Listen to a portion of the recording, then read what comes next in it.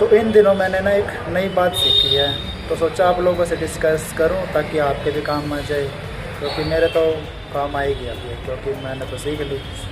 क्या बात है कि आप चेक करो कि आप पूरा दिन बिज़ी रहते हो या प्रोडक्टिव रहते हो। इन दोनों बातों में ना बहुत डिफरेंस है।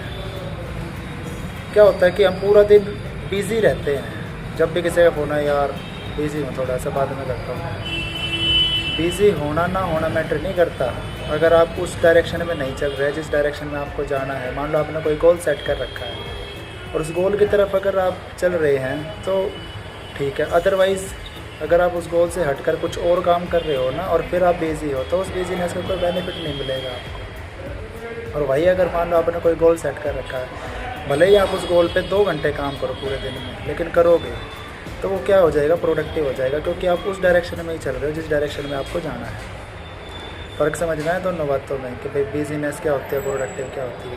अब 15-15 घंटे काम करते हो मान लो हैं, और उस डायरेक्शन में नहीं पहुंच पा रहे जिस डायरेक्शन में आपको जाना है, तो उस बिज़नेस का कोई बेनिफिट है आपको? नहीं है।